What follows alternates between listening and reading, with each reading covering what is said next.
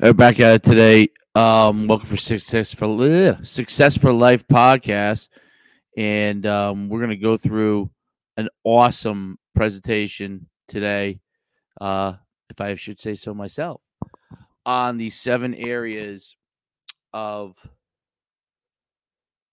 improving your QB's on the field performance. I'm just checking one thing here. There we go. Not sure I like the background on this, and see if we can do something like. All right, so we're going to talk about the 7 areas to help your QBs on the field performance. Welcome again to Successful Life Podcast. This is going to be an awesome deal here. We're going to talk extensively about what it takes for quarterbacks to improve their on the field performance. I'm not talking about technique. I'm not talking about. Let's make sure we get our audio's good here. Good. All right. I'm not talking about what is required from a standpoint of where their foot placement is, where their arm is. I'm not talking about any of that stuff. We're talking about on the field performance, and a lot of this has to do with mentality stuff, knowledge, and understanding. So it's a unique presentation. Very, very rarely. I did research extensively, at least on Google and YouTube, to see outside of the coaching sector if there's information that athletes and coaches can get. So if you go to AFCA, if you're a member, you could get that information, a good amount of that information, but not as much specifically focused just on the on-field performance. And we're going to talk about that today. Okay. So the first part, and this is of the 7 areas, is area number one, mental preparation. So there's some key elements that are important in developing a quarterback right from the time their young age. And you can see the difference as they move up in levels. The quarterbacks that have this mental preparation for the one versus the ones that don't. There's a certain amount of athleticism that you can get away with for a long time as a quarterback, but as you move up the ladder to higher and higher levels, the mental preparation is a key component of being able to be successful here. So, working on your confidence. So, when we talk about working on your confidence, building up the ability to uh, believe in yourself and what you're doing and your ability to perform, those are key elements to it. And you have to be able to have that belief in yourself. Okay. And it's not a cockiness, it is a belief, an internal belief that you can get the job done. Some guys are external with it, but it has to be a true belief. It can't be a comfort for something. It has to be a confidence that you're going to have the opportunity, that you're going to be able to get things done. Okay. It's an important element. Number one element of successful quarterbacks is their true confidence. Leadership skills. So there's a lot of tools that you can get between books and workshops that you can develop the leadership skills of your quarterback. How to interact with each other, how they take command, uh, exerting confidence among their teammates. Intelligence. The intelligence of your quarterback is key. Okay. Now, at the high school level, if he has leadership skills in some of these other areas, and if you have some of these other intangibles, you can get away with not being quite as smart, but smart. Like, again, as you move up, intelligence is a key element. So being a good student is an important part of being a quarterback. Being a student of the game is an important part of being a quarterback. Those things you learn within books really help your analytical skills, those analytical skills that you need as a quarterback. Relationship with teammates. So, how they interact with their teammates. What is their relationship on and off the field with them? Do they garner respect? Okay, in teaching them how to garner respect of your teammates. Are they someone that someone trusts to be with them and lead them? Okay. And I'll answer a question. I have a question on here too. Handling adversity. Okay. This is the most important aspect other than confidence and leadership skills. The ability to handle adversity, the ability to overcome problems that you may have, injuries, problems at home, problems where teammates may have issues, injuries of teammates, things don't go your way in a game. Handling adversity, keeping others calm, and you being able to be focused, fired up, and ready to go and lead at the same time. That is a key element. So that's the first part of the 7 areas is mental preparation. Got a question here from James Tim. From your experience, what are some of the biggest strengths and weaknesses you see in this newest generation of quarterbacks? That's a great question. I think a lot of it has to do with so weaknesses. I think there's a lack of mental preparation. The areas that I talk about here, I think there is a lack of that. I think the biggest strengths is that definitely improved athleticism, definitely learning on developing their confidence, leadership skills, and intelligence at an earlier age because there are more programs available for them. But I don't think they're as good in their overall mental preparation and handling adversity. So those are some differences, I think, in this generation that really have to continue to be worked on. Thanks for the question, James. Involving in-game plan and scouting. Okay, so this is a really, really key component. Planning and scouting for game week. And then, you could even have it from a preseason standpoint. This is the second area. Opponent scouting is number 1. So understanding how they're going to attack you. And I'll talk a little bit more on that in one of the other areas, but how they're going to attack you, how they're going to defend you, how they're going to cover you. Self-scouting has to do with what you did well. Now, this is an area where technique may become involved. And the scouting area of yourself and what your own strengths and weaknesses are each week and what you did well and what you didn't do well. Did you recognize certain coverages? Did you do this or that? No. Okay. So that's important to make sure that you are doing those areas well at all times. Okay. Game week practice planning. So having a schedule for your game week, obviously practice schedule you have, knowing what period you're going to be able to work on your own improvement, what the game week schedule is going to look like, knowing that up front so you could prepare as a quarterback for what you have to improve on, including the areas that you're going to be working on and how you're going to attack the other team. So how are you going to attack the other team? What are their strengths and weaknesses? How are they going to attack you so you can begin to plan that, and now in your practices become more effective. All right, I call it number 3, the 3 areas. The 3 areas, front recognition, and this is really has to do with actual on the field, what's going on there.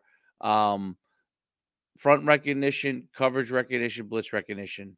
Those 3 components for a quarterback are key. What is the front they're going to play you in on different sets that you run and different plays that you run?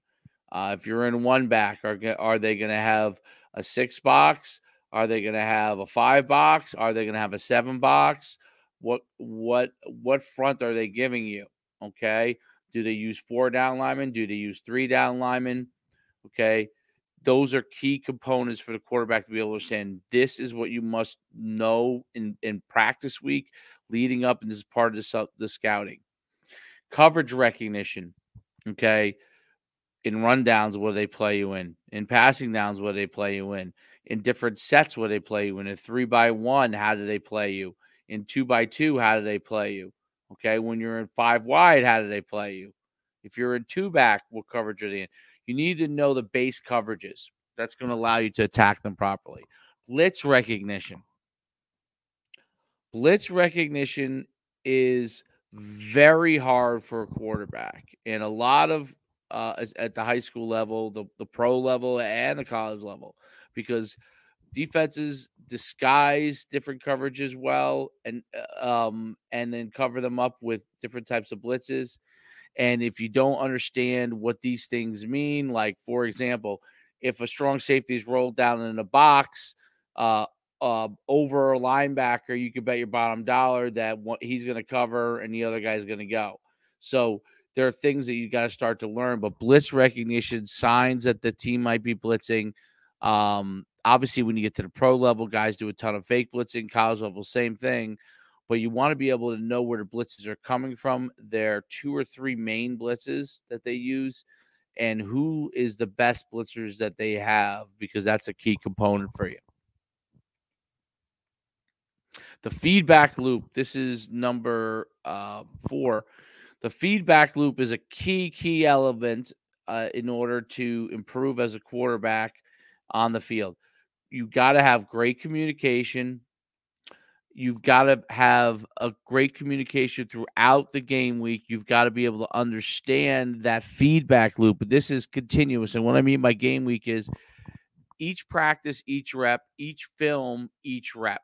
Okay. So when you're looking at film, each rep, make sure you understand what's going on, know the communication, be able to communicate that. On the field, same thing. Game week, this has to go on throughout the week. In practices, getting that feedback after each play from the coach. Okay. You stepped the right way. Good. You recognized the coverage. Oh, great. You picked up where they're blitzing from. Those are important things that have to be done in practice every single rep. You've got to be, as a quarterback, coached on every single repetition. In game, okay, you may not get coached in every single play, okay, unless there's an error or something made. But at the end of a quarter, it is critical that you get information from your quarterback coach, offensive coordinator, or head coach, or all, quickly and effectively as to what they're doing, things that they might have changed, and things to recognize. Or, hey, just keep playing. You're doing a great job. Doing a great job of everything. So it's really a situation where you can really, and I just want to make sure I get this here. You can really get the feedback loop continuous, so you can improve. Now, what we have to be careful with as coaches is when we provide that feedback loop. And yes, I'll make those slides available. Just DM me, and I'll get you the slides right away. Just shoot me a DM or shoot me a message, or just shoot me your email if you want in the comments, and I'll get that to you. Whatever you want to do, however you want to send it to me, and I'll get you the slides. So, in game is critical. Too many times at the end of a quarter, not enough is said to a quarterback, or people get into a panic mode.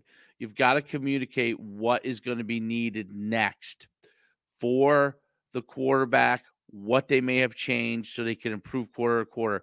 I always think the worst thing that happens to a quarterback is you wait till halftime, he plays the game, and if he's in a slump for some reason in that game, then he's in a situation where he's struggling, and you got a whole half. You may end up getting down too much, and maybe his mentality may struggle.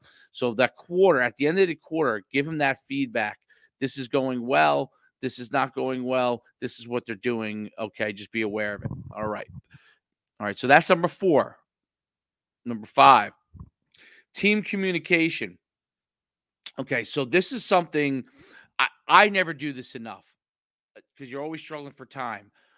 But if you could encourage a quarterback to take the lead from this standpoint and meet with his wide receivers, running backs, offensive linemen, simulate calls of communication on and off the field. Obviously, on the field, you're taking care of a lot of that stuff with them. The more he takes charge of it, the better it is. Being calm, making sure both sides understand what the calls are, the cadence, the actual plays, okay, or any changes. But off the field in the classroom, and one of the things that I think you could do is situate them exactly how they'd be lined up in a classroom.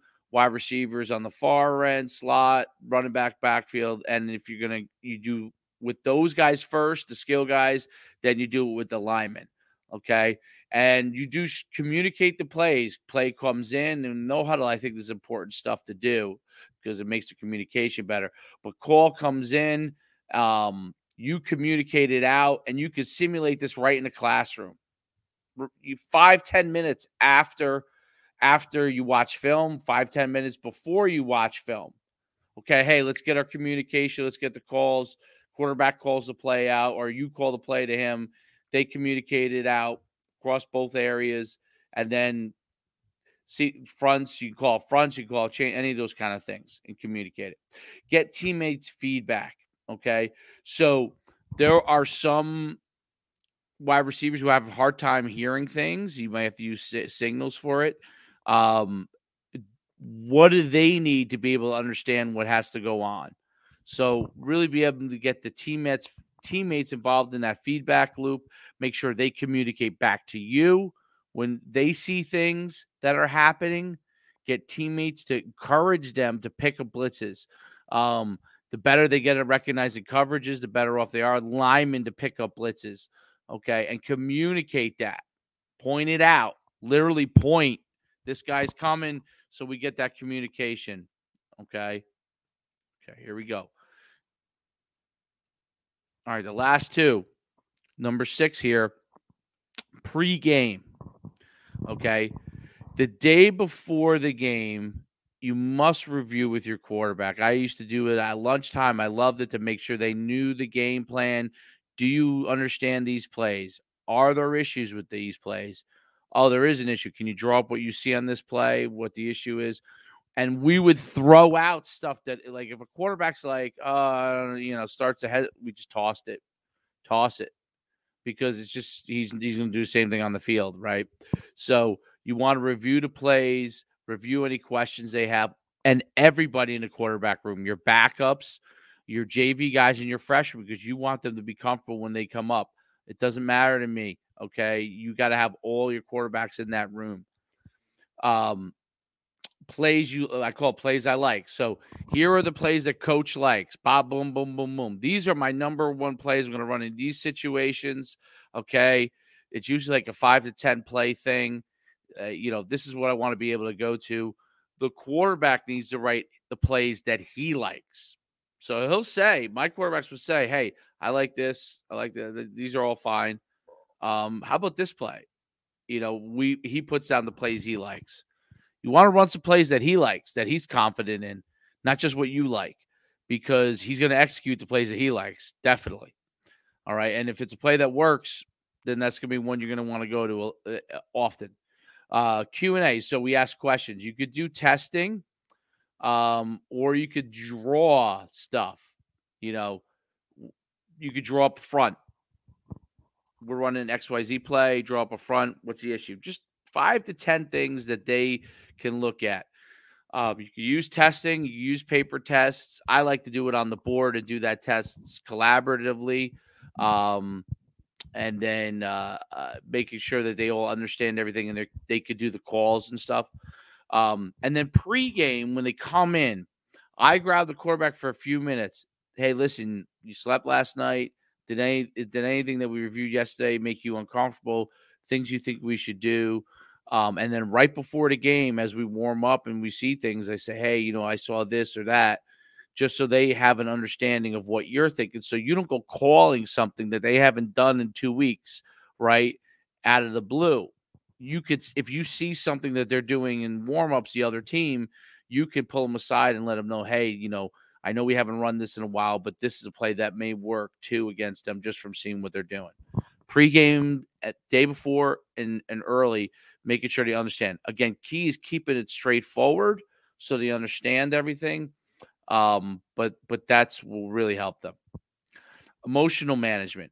Just probably the most important thing along with the mentality part. And that's why I have one for first and one for last. So emotion management. My thing is you got to let quarterbacks be who they are. If they're an emotional guy, excitable guy, you have to know that that's how they are. And you have to know when to tap into that to get them to rise to a different level if need be. And then when also to calm them down. Okay. If you have a guy who doesn't show you any emotion, all right, sometimes you got to light a fire under him. Sometimes it's just better to keep him as he is. You have to let the quarterback be who he is and adapt to him. Adapt your coaching style to the personality and the needs of your quarterback. Okay. Yes, you may have a system you run. yes, you may need them to execute this, but from an emotional standpoint, you have to be a chameleon that can adapt to them, that they trust has their best interest. Okay. And I say chameleon because sometimes you have to be hard on them. Sometimes you have to be easy on them. And you have to know their personality and adapt your personality to them.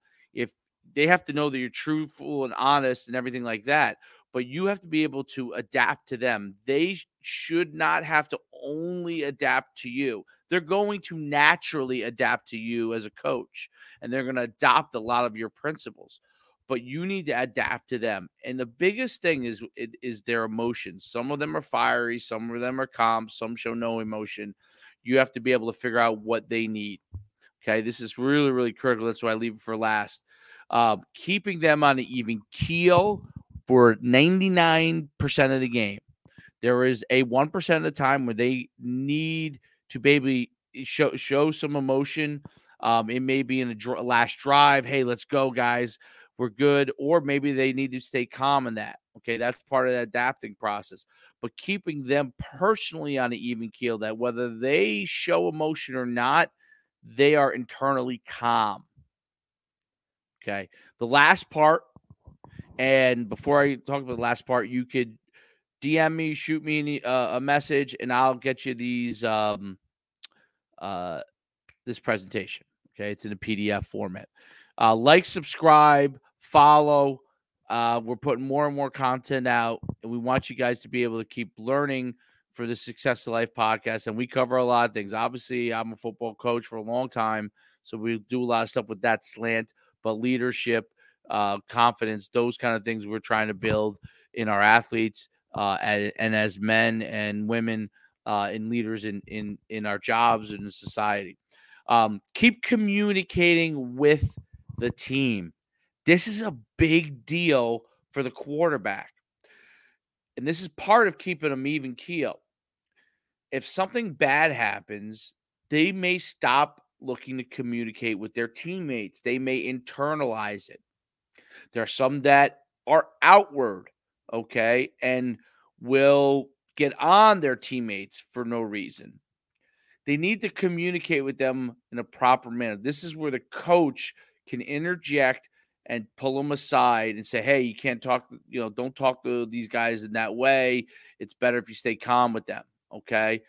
So you want him to keep communicating with his team, his teammates, and you have to keep that constant communication on to keep their emotion level in check so they can continue to perform at a really, really high level.